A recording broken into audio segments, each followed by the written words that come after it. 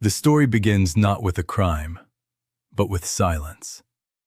A silence that lingered for years, spreading quietly through courtrooms, private estates, boardrooms, and political corridors. According to records, the name Jeffrey Epstein appeared in legal filings long before it became headline news. Reports suggest that concerns were raised, complaints were filed, and testimonies were given, yet again and again, the consequences seemed limited, contained, restrained. This was not the absence of information. It was the presence of restraint. Documents indicate that Epstein's rise was unusual. A former math teacher with no college degree, he entered elite financial circles with remarkable speed. According to financial records, his wealth was opaque, his clients largely undisclosed. He cultivated relationships not through publicity, but through discretion.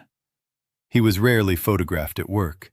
His influence was implied, not explained. Those who crossed his path often described him as a connector, a man who introduced powerful people to one another. According to travel logs and guest lists, politicians, academics, business leaders, and royalty appeared within the same social orbit. The connections themselves were not illegal. What raised questions was how consistently scrutiny seemed to stop at the edges of those connections. Reports suggest that by the early 2000s, allegations involving minors had already surfaced. According to police records in Florida, multiple complaints described a similar pattern. Yet the outcome was a plea deal so narrow that it stunned legal observers. Court documents indicate that the agreement shielded not only Epstein, but unnamed associates from federal prosecution. This was not secrecy by accident. It was secrecy by design. According to legal analysts, non-prosecution agreements of this scope are rare. The decision-making process behind them is often internal, shielded from public view. Records suggest that senior officials were involved. Emails later released through litigation show discussions about managing exposure, limiting charges, and controlling jurisdiction. For years afterward, Epstein returned to private life with minimal restriction. According to flight manifests, he continued traveling internationally. His private jet, later known publicly by a nickname that would become infamous, carried passengers whose identities were not recorded in detail. Some names are known, others remain redacted. Silence continued to hold. Survivors, according to sworn statements, attempted to speak. Some were paid settlements. Others were discouraged through legal pressure. Non-disclosure agreements appear repeatedly in court filings. According to civil attorneys, such agreements are common in private disputes, but their repeated use in cases involving serious allegations raised concerns. Behind the scenes, power moved quietly. Epstein's social presence extended into philanthropy and academia. According to donation records, he funded scientific research, educational institutions, and cultural organizations. He attended conferences alongside respected figures. These affiliations did not prove wrongdoing, but they created distance.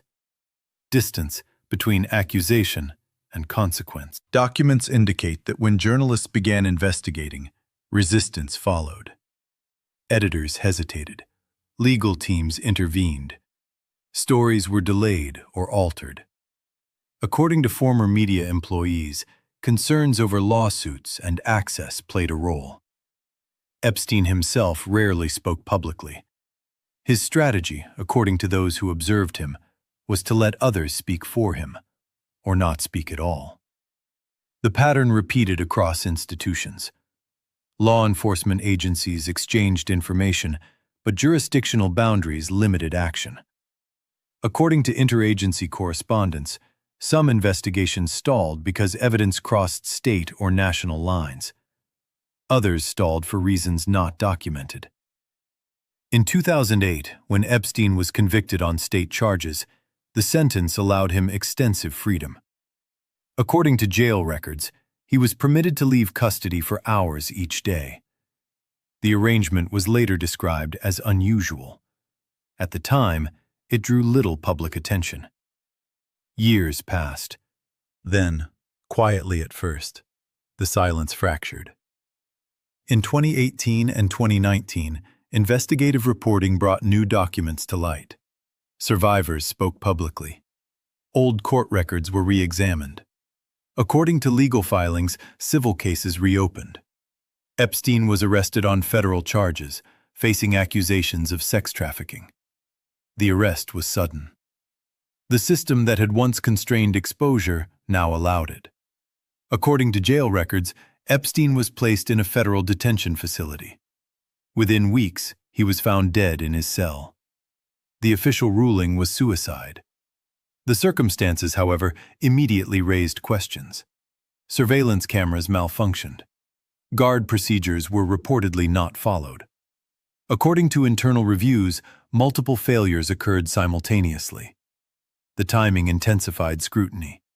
With Epstein gone, the focus shifted. Attention turned to who knew what and when. Court documents unsealed names associated with Epstein's network. Some individuals denied wrongdoing. Others declined to comment. Many names were redacted, protected through ongoing litigation. Power, it seemed, did not vanish. It adapted. According to analysts, the death of a central figure often complicates accountability. Without a defendant, cases fragment. Responsibility becomes abstract. Survivors pursue civil claims, but criminal trials fade. Records suggest that evidence exists across multiple jurisdictions. Financial transactions, travel logs, email correspondence, and witness testimony remain scattered among agencies. Some files are sealed, others are classified. Requests for transparency face procedural delays. The question persists: why was so much protected for so long? Experts point to structural realities. Wealth affords legal defense. Influence opens doors. Social proximity discourages confrontation. According to sociologists, elite networks often prioritize stability over disruption. When allegations threaten many at once, the system may default to containment. Epstein's case did not rely on secrecy alone. It relied on complexity. Each institution handled only a piece. Police saw complaints. Prosecutors saw charges. Banks saw transactions. Universities saw donations. Airlines saw passengers.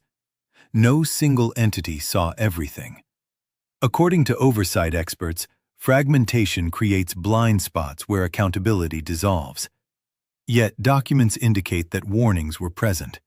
Some officials expressed concern internally. Some journalists persisted despite resistance. Some survivors refused silence despite pressure. Still, years passed without resolution. The aftermath continues. Civil cases proceed slowly. Depositions reveal fragments of behavior, patterns of facilitation, unanswered questions. According to court transcripts, some witnesses invoked the Fifth Amendment. Others claimed memory lapses. The story remains unfinished. Epstein is no longer alive, but the structures that shielded him remain largely intact. According to policy reviews, reforms have been discussed, but implementation varies. Transparency increases briefly, then recedes.